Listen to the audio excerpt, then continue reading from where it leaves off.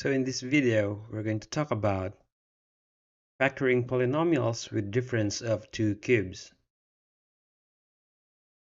For example, we have x cubed minus y cubed. These are difference of two cubes. It's difference because it's a minus sign in between, and these are cubes, or to the power of 3. So how do we factor this? So to factor this, it is factored in this format. We have x minus y, which is this x and y, and it's always the minus sign, and then times. So in the first term, it's the square of x, square of this, and then plus the product of x and the y, not including the exponent. And then plus square of this, y. So is this a correct factor? Let's check. So you will know if it's the correct factor. If you multiply this, it should go back to x cubed minus y cubed. So let us find the product of this. So let's distribute first the x. So x times x squared, x times xy, and x times y squared. So it's a distributive property. So it will be x cubed, then x times xy is x squared y, and then x times y squared is xy squared. And then you distribute now the negative y. So it will be negative y times x squared is negative x squared y.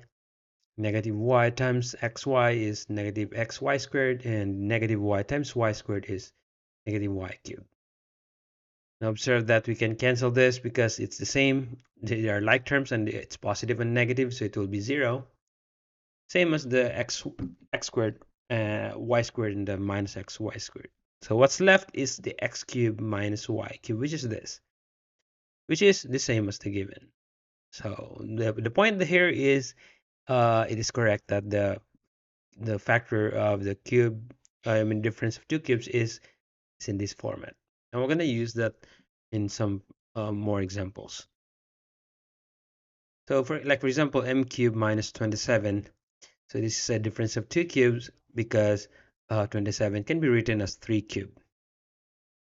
So let us factor it using the same format. So it will be the first term as m minus 3, and then times the square of the m, and then plus the product of the two terms, m and 3, without including the exponents, and then plus the square of this, which is 3. And then we're going to compute further because the square of 3 is 9. So this will be now the factored form of m cubed minus 27. If you're going to distribute this back to this, it will go back to m cubed minus 27. Another example, we have 8a cubed minus 125b cubed. So this is also a difference of two cubes because it will be transformed into 2 cubed, and the other one is 125 is 5 cubed. So it doesn't have to be to the power of 3. As long as it's a multiple of 3, then it's going to be a difference of 2 cubes. It can be 6, 9, 12, and so on for the exponents. So I just make it 3 to make it simpler for you to, especially if you are new to this. So we can factor out the exponent 3. So it will be like this, the same as here. So that it's a cube of 2a and a cube of 5b.